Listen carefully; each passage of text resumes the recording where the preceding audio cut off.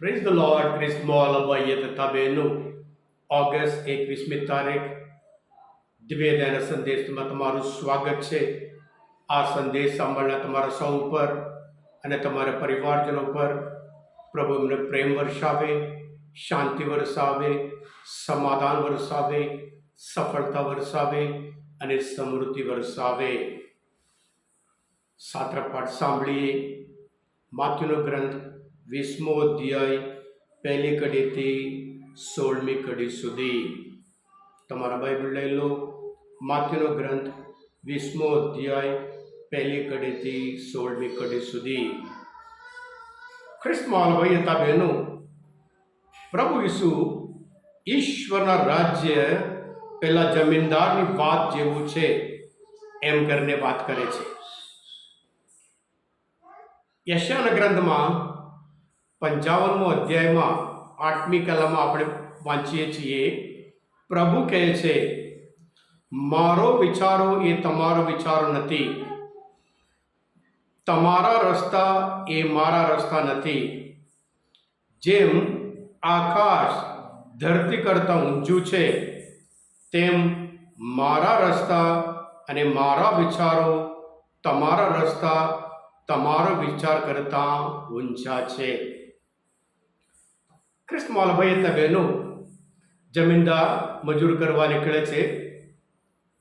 સવારમાં 6 વાગે, ફરી 9 વાગે, ફરી 12 વાગે, ફરી બપોરે 3 વાગે અને ફરી સાંજે 5 વાગે.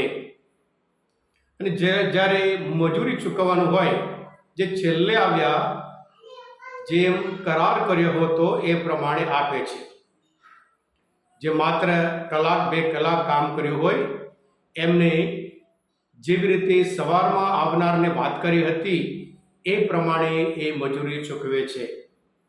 એટલે સવારમાં આવ્યા લોકો ઓટોમેટિક વિચાર કરે છે કે આ લોકો તો માત્ર કલાક 2 કલાક કામ કર્યું છે, આપણે તો આખો દિવસ વહેતરું કર્યું છે, આપણને વધારે મળશે. પણ માલિક છે. એ કહે છે, મેં તારી સાથે જેવી રીતે વાત કરી એ પ્રમાણે તારી મજૂરી હું તને આપું છું. તારા જેટલું બીજાને આપવું એમાં તું શું કરવા અદેખાઈ કરે છે? ખ્રિસ્તમાં ભાઈ બહેનો, આ ઈશ્વરના રાજ્ય વિશે વાત કરે છે અને માથી એમનો શુભ સંદેશ યહૂદી લોકો માટે વાત કરે છે, યહૂદી લોકો માટે લખે છે. અને જ્યારે આ માથીનો શુભ સંદેશ લખતા હતા ત્યારે ધીરે ધીરે બિન યહૂદી લોકો પણ પ્રભુ ઈસુના સંતાન, પ્રભુ ઈસુના શિષ્ય થતા હતા. એટલે પ્રભુ ઈસુ જેવી રીતે આ દ્રષ્ટાંત દ્વારા યહૂદી લોકો માટે ચેતવણી આપે છે કે જે પહેલા છે તે છેલ્લા થશે અને જે છેલ્લા છે તે પહેલા થશે, માંથી પણ એ જ વિચાર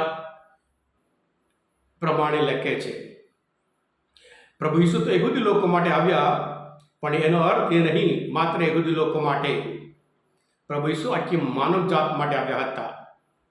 એ પોતે યહૂદી હતા, પણ યહૂદી લોકો એમને સ્વીકાર કર્યો નહીં અને એના લીધે, કારણ કે એમનું જીવન અંધકારમય જીવન હતું. પણ એના લીધે અને બિન યહૂદી વિસ્તારમાં પણ જાય છે. બિન યહૂદી વિસ્તારમાં ઘણા બધા એવી રીતે શ્રદ્ધા પ્રભુને નવાઈ લાગી કે આવી શ્રદ્ધા આખા ઇઝરાયલમાં મેં દીઠો નહીં. અને એવી જ રીતે પૌલ એ સમયમાં ઓલરેડી બિન યહૂદી લોકોને ઘણા બધા પ્રભુના શિષ્ય તરીકે ભેગા કર્યા હતા. એટલે જેવી રીતે પ્રભુ ઈસુ દ્રષ્ટાંત દ્વારા ચેતવણી આપે છે, એવી જ રીતે માથી પણ આ દ્રષ્ટાંત દ્વારા ચેતવણી આપે છે. હા ખ્રિસ્તમાં ભાઈ હતા બહેનો, જે સામાન્ય રીતે આપણે વિચાર કરીએ દુનિયાવી રીતે અન્યાય લાગે છે, એટલે પછી ઈશ્વરના રાજ્યમાં પણ એવું થાય તો આપણે એવું નહીં વિચાર કરવાનો ઈશ્વર રાજ્યમાં અન્યાય થાય. એ ઈશ્વરનો વિચાર અલગ, માણસોનો વિચાર અલગ. કદાચ જે છેલ્લે આવ્યા એમને ઓછું પૈસા આપ્યા હોય એ ઘરના લોકો કદાચ ભૂખ્યા રહ્યા હોત. પ્રભુ ઈસુ એક એકની જરૂરિયાત જાણે છે. માણસો કામ જુએ છે, પણ ઈશ્વર હૃદય જુએ છે, જરૂરિયાત જુએ છે. જે પહેલા આવ્યા એ તો માણસ પ્રમાણે સવાર મને તો આખો દિવસ મેં મહેનત કરી છે, પણ આ માણસ છેલ્લે સરખામણી કરે છે, સરખા લીધે આપણે દુઃખી થઈએ છીએ. પણ સાથે સાથે આપણી જે બીજાને મળે ત્યારે પણ અદેખાઈ કરીએ છીએ.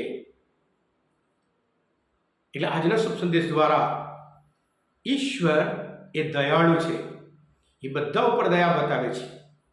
ઈશ્વર માનવ જાત ઉપર પ્રેમ રાખે છે, બધા ઉપર, માત્ર યહૂદીઓ નહીં પણ બિન યહૂદીઓ અને આપણે બધા ઉપર.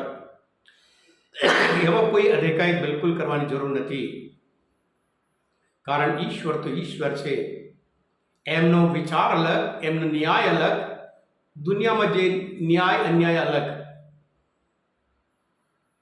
એટલે આપણે પણ આ શુભ સંદેશ મનચિંતન કરતા ઈશ્વર કેટલા દયાળુ છે જોઈએ, એ કેવી રીતે આપણા પર ક્ષમા કરે છે જોઈએ, એ આપણા પર કેટલો બધો પ્રેમ રાખે છે જોઈએ. એ હંમેશા કાર્ય કરે છે, કાર્ય કરવાનું એ પ્રેમ કરે છે, ક્ષમા કરે છે અને આપણા માટે પોતાનું જીવન અર્પી દેવા આ પ્રભુ ઈસુ આ પૃથ્વી પર આવ્યા હતા. એટલે આપણને લાગે છે કે પ્રભુ મારા ઉપર દયા બતાવે છે, પણ આપણે ગમતું નહીં કે એ જ રીતે પ્રભુ બીજા ઉપર દયા કરે.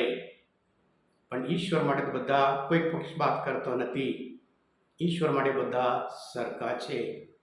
હા કૃષ્ણવાલા ભાઈ બહેનો, આ મનનચિંતન, આ અભ્યાસ, શાસ્ત્ર પાઠ પ્રભુ ઈસુને ઓળખવા માટે, બાઇબલ સંદેશ સમજવા માટે મદદરૂપ થયા હોય, દિવ્ય ધ્યાન સંદેશ તમે પોતે સબસ્ક્રાઈબ કરજો અને બીજા માટે પણ ફોરવર્ડ કરજો. કારણ તમે બધા આશીર્વાદિત છો, અભિષિક્ત છો. પ્રભુ ઈસુ, હું તમારામાં વિશ્વાસ રાખું છું. બોલો દિવ્ય દયાનો જય.